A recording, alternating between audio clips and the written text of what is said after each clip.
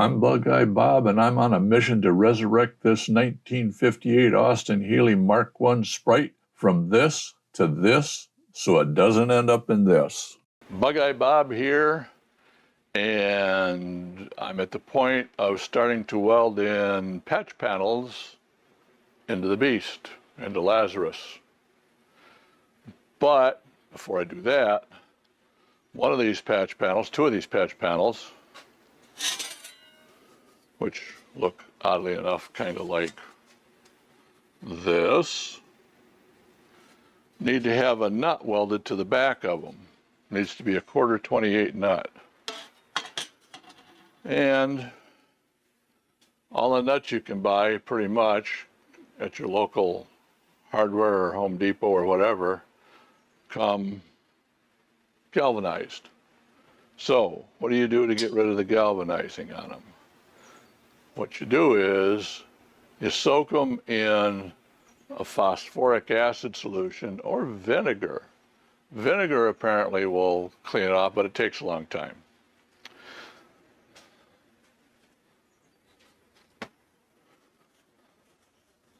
This stuff here, not sponsored, just use it because it works.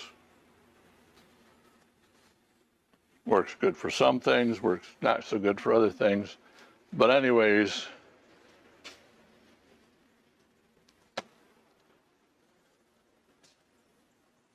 take the plastic cap off of a spray paint can, drop the nuts in it, pour some of that stuff on them, let them soak for 30, 40 minutes, strips off all of the zinc coating, and you end up with nuts that look like, focus,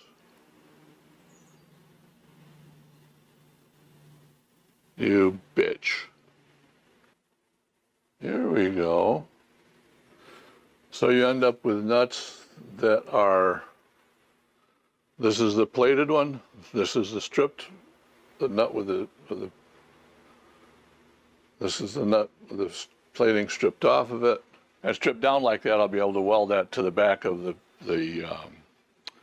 each of those plates. So what I'm going to do is I'm going to run a bolt up through the panel, like so. Try to get that kind of centered in there, I guess. Tighten that nut down on it. Do the same to the other one. Run the bolt up through the center. Don't want a lot of thread showing, just so I hopefully don't weld the damn bolt to the nut, because that would be irritating. All right. So near as I can figure, both of those should be ready to go. Those of you who watched my last video will know that I've learned a bit of a secret on how to do this lift TIG horse shit and get it to actually work.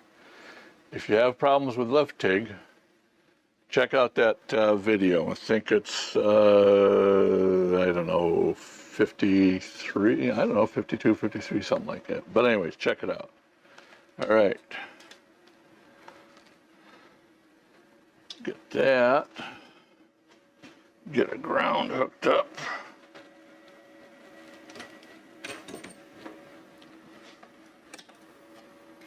And away we go.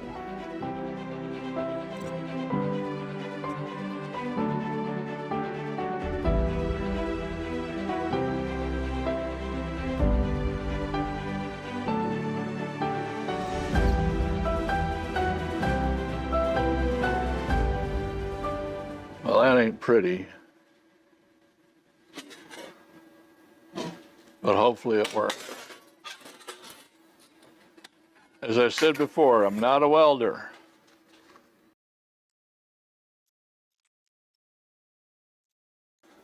And it blew a hole through the metal. And my electrode's crap now. Damn it. Well, I've had enough of trying it that way. I have cleaned the parts off and decided to switch over and use MIG to weld these on with, because I can do that sort of thing. That looks good. Please like, share, comment, and subscribe. You can now make a one-time or recurring donation to help save Lazarus through PayPal. For less than the price of a cup of coffee each month, you can support this project as a member on Patreon. See the links in the description below. Is it pretty? No. Will it hold? Yes. The question I have on this one is whether or not I can run the screw all the way through, and I can't, but I got a tap set, so let's see what happens if I try to run a tap through that. 1/4 28. That's what we need right there. Damn Chinesium taps are shit.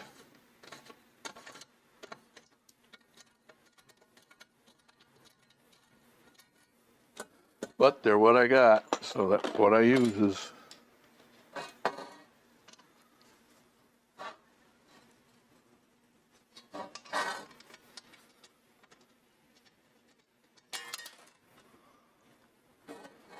Can we get that bolt through there?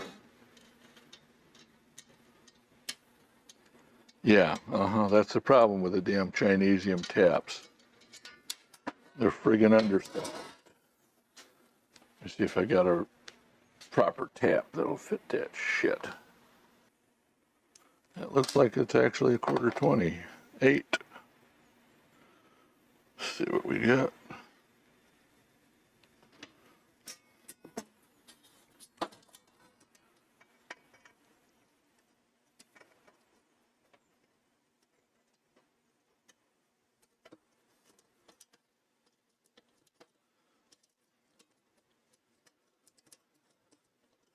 Yeah, that Chinesium tap went through with no effort at all, and this one I can feel is actually cutting, cleaning out the threads.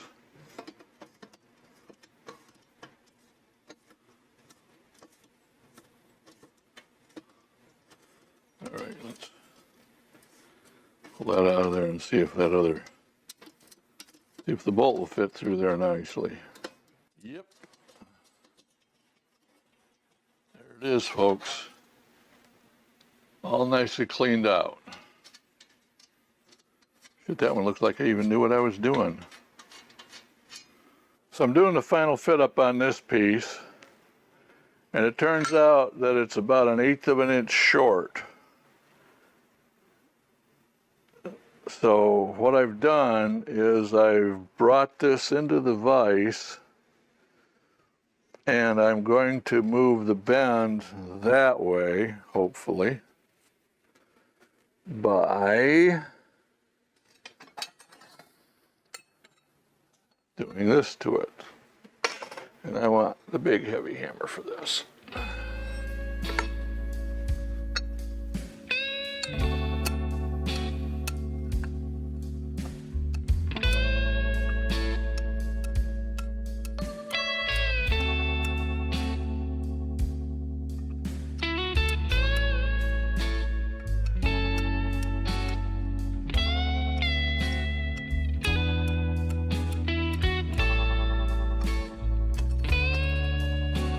Flatten it out.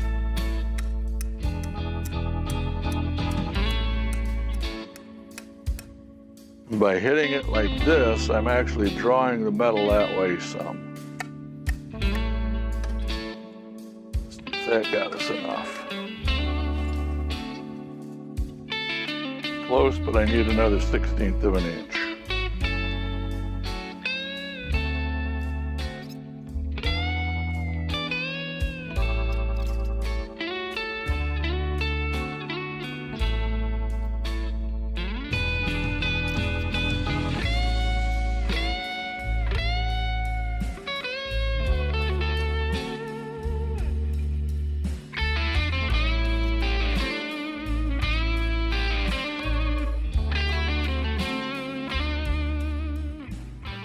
good enough. Let's clean it up and touch it up with a little bit of primer, and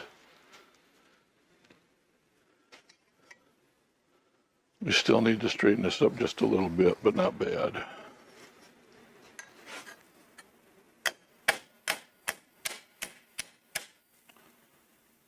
That's pretty good. There it is. Primed and ready to be welded in. Weld through primer. So what I'm doing is I'm getting set to weld this piece of metal to this piece of metal.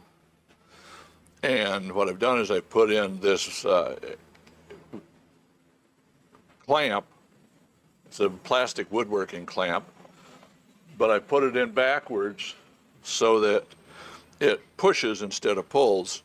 And I put this piece of aluminum here so that I can press the two pieces of metal and level out the front edge. Right now, all I want that front edge to be level, and it's not right now. So I'll give it just a tiny, tiny tweak. That feels better. So this piece of aluminum right here, it's not going to melt, it's not going to attach itself to the steel when I weld, but it will draw heat off of this piece of steel, which is real thin, and it will protect this plastic from melting.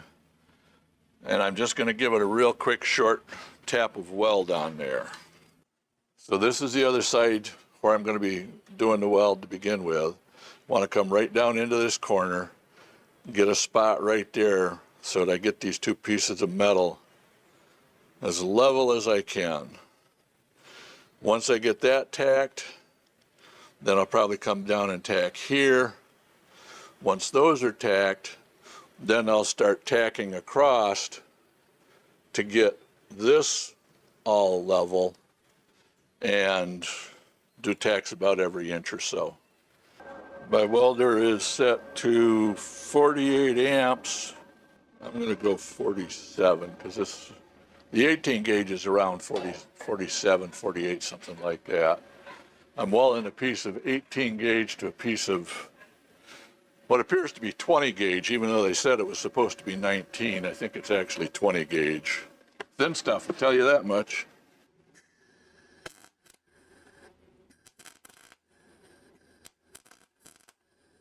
It's not a great tack, but it's a tack. The next thing I'm going to do, because I can see this shit's going to be a problem already, I'm going to clear all of that primer. It's supposed to be weld through primer, but I don't think weld through primer is a good idea when you are trying to butt weld metal.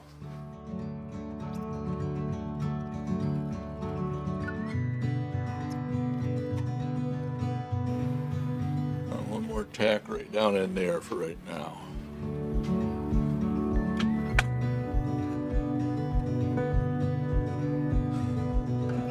Fire in the hole.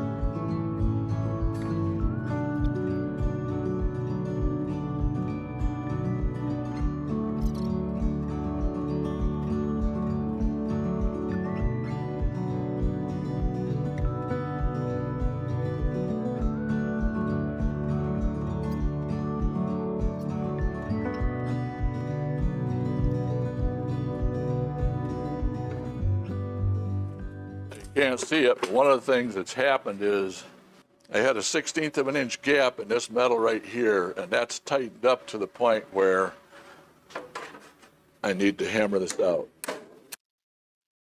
All right, that's better.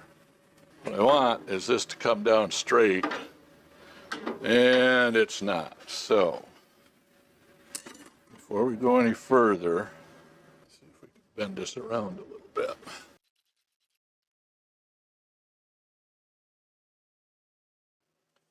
That's straighter. Yeah, that's straight enough to I can probably get this stuff dollied out. Yep, it's all clear. All clear. Good deal. And there's construction going on. So that's my life, folks. If it ain't one thing, it's your mother. You can see I've taken all the copper weld through primer off. Now I'm going to spot weld it in a couple of places, do a few tacks, I mean, not spot weld, and get this ready to, so that it can be held into place. Just going up in here first.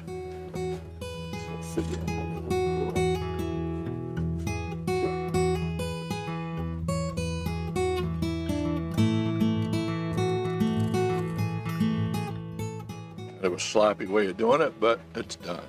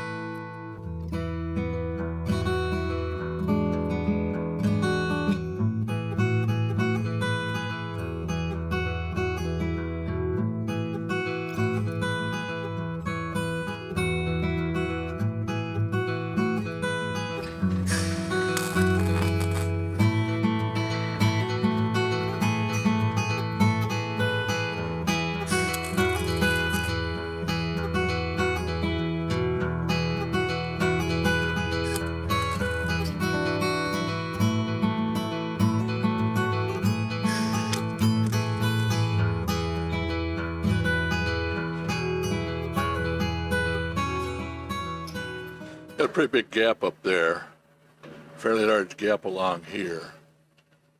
This is tight down here, but we seem to be getting it.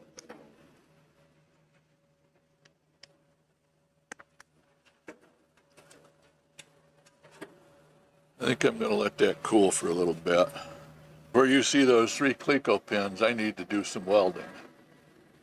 And for that, I want a stool. Where's my stool sample at? This red paint should be zinc primer, zinc weld through primer. Let's find out.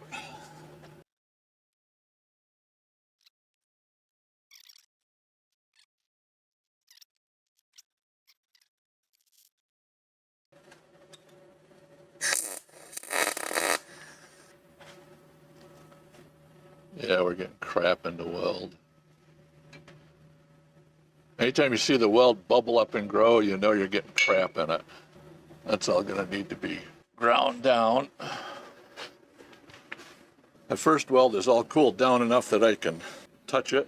Let's go back and work on it. Ain't no welder, folks.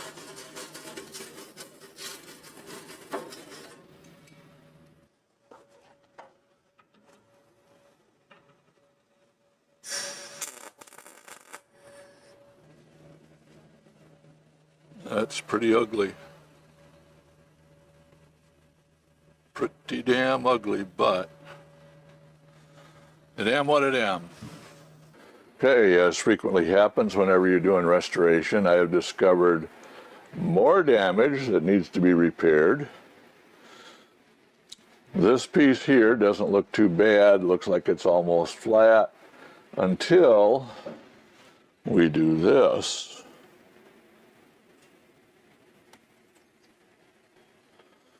And we discover that it's creased in real deep here. There's actually a line that goes all the way down that way where it's creased in. It's flat all along here. Then there's this big dip in. I'm certain that was caused when the damage that caused this happened. it doesn't look as though these got too screwed up, although this did get twisted a little bit up here on this end. The rest of this looks pretty solid and straight, but I got to try to straighten this out. And the other way to do that is going to be to cut out more along here and here. So I'll actually just take this and this out, and then I can get in and hammer that down and dolly it out on the bottom. And while I'm at it, I can clean out the inside of this thing, which is kind of a rust trap. And then I can weld in a bigger piece all the way across and all the way down into there to cover all this up and fix this back the way it's supposed to be. So, more fun. Stay tuned. So, in order to pull this piece out, I'm going to have to cut spot welds. The ones on this side seem to have been pretty much non-existent or pre-cut or whatever. But there's a row of spot welds in here that I've got to cut, and there's a row of spot welds down here I got to cut. Well, how the hell do you find those things? You find them with side light. So, with a strong side light, I can see that there's one right there, one right there, one right there. And my guess is that there's probably one right there, because there's actually a hole blown through there already. And then down here, there's one right there, one right there, one right there, one right there. So that's what I got to cut out. Got to drill those out. Fun wow. And let's drill out some spot welds. Now, because I'm replacing this whole panel, I'm going to drill all the way through so that it leaves holes in this piece where I can plug weld back again from the other side.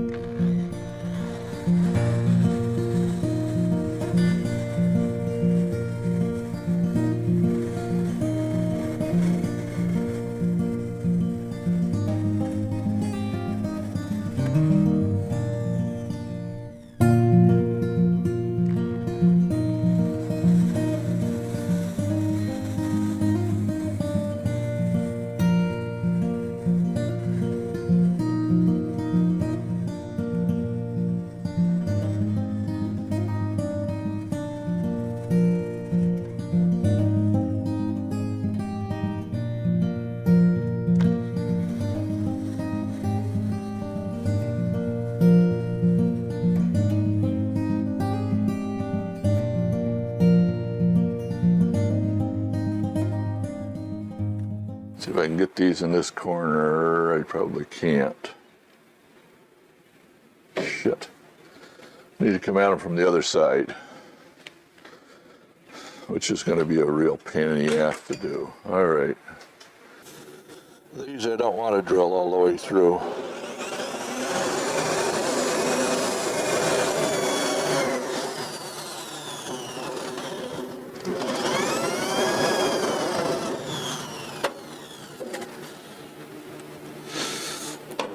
There's one last one right down at the bottom.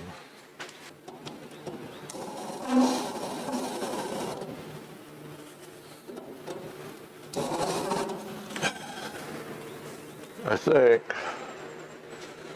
I'm going to do a little bit of modification to a tool. I'm going to grind this off so it's about, I don't know, 8 inches long. And that should allow me to get in a lot tighter on these corners. I'll grind down.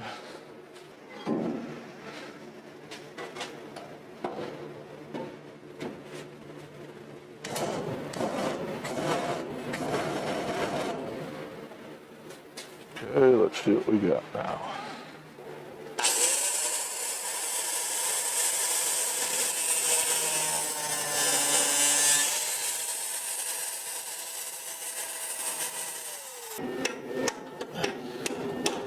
Oh shit, there's another spot weld. You slimy people, you.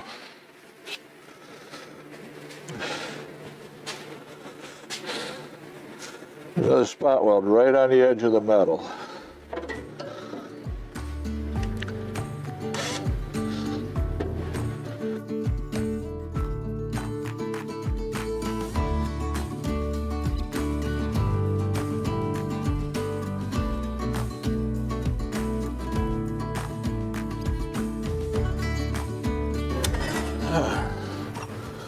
Loose now. I wish I thought to cut this drill extender down a long time ago. I can definitely get in a lot tighter areas with it than I could normally. I talked about the fact that I thought this was dented, so I had to cut the piece back further, put in a bigger piece, and make it. I actually had to make two new pieces to go in here because I originally had a piece to go here and then a small one to go down here. So I had to make a new piece that went in to this whole area. This new piece goes in from here down to here, from here to here, has a lip on the bottom, has a lip down here that hooks around this edge, has a lip up top here, and gets welded down here and would be spot welded, but I'm going to have to plug weld it in these other places. Now, I had thought that this piece was bent and damaged, and so I hammered it out a little bit and I couldn't get it quite out all the way. But stupid me should have checked the other side, because the other side has not had any damage on it, and it has that same exact crease coming up like this. Now, the one thing I will say is the crease on the other side, that was dented in further than it is on this side. This side is more like this, the other side it was more like that. So that original thought that it had got bashed in a little bit, I was correct. I just wasn't correct as far as how much. So I'm now at the point of this other piece.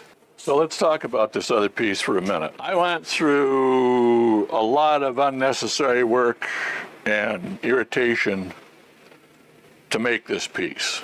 What I should have done is I should have made a paper pattern out of some thick material, test fit it all in there and made sure that it was all correct, and then cut my piece out and bent it up from that. Didn't do that. Genius here went and took measurements and thought, I took measurements, I can make a drawing from my measurements, and that'll be fine. Well, genius here was wrong. So, first thing was, this piece of metal here, I originally had down here, and this piece here, I thought I'd made it too long because I misread a measurement from here to here, and so I cut this piece off. Well, then I went and decided, instead of making a whole new piece and you know, having more material that's gone, I decided I was going to fix this one. And I fixed it by welding a piece on here to extend this up. And then I took and welded the lip that I had cut off back on down here. And I tried doing some TIG welding, and right here, can you see that? I don't know, maybe you can see that. But right in here, there's a halfway decent TIG weld. After that, it went to shit. So I lost patience and said, I'll get out the MIG welder. So I used the MIG welder on it and welded it up. And then I noticed that it was twisted this way, so it was bent like that. So then I said, I know that metal shrinks. So I went along the backside, every place that there was a bend that went like this, I went and welded it here, and that opened it up and helped flatten it out. And then I ground the piece out and thought everything was all hunky-dory. This bend here, I did in a vise, and to give myself a bend line, I used a cold chisel and scored down through. That was a bit of a mistake. It did make it a lot easier to get the bend done in the vise, but once I got this bend on and started putting everything together, I realized I had gotten my bends off by 1/8 of an inch. So it was 1/8 of an inch shorter than it needed to be. So I said, well, okay, I'll go and straighten out one of these bends and rebend it. And I looked at this one and said to myself, if you straighten that one out, you've got cuts in it already, you try straightening that one out, you're going to end up with that cracking. So that left me with this bend, one that I had done on my metal bender, my bending brake. So I hammered that down flat, put it back into the brake, gave myself about a 1/8 inch, and I don't know if you can see the line or not, but maybe you can, but you might be able to see the original line was about in here. After I flattened it out, I went and moved it back, like I said, about 1/8 of an inch. This lip is a little bit skinnier, tough, things happen. Got lots of spot welds in it, or plug welds going into it, so it'll hold. And lo and behold, now it actually fits pretty good. So let me move you around here. This piece has to go in by this going underneath of that, like so. That up there like that. And down here, the first thing I want to do is clamp this down.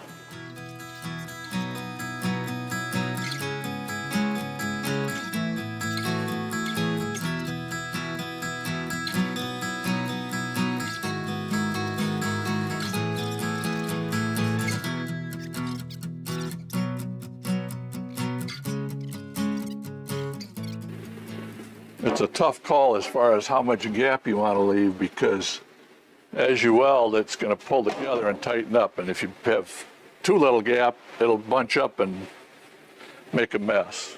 Let's put the hot melt glue gun to work.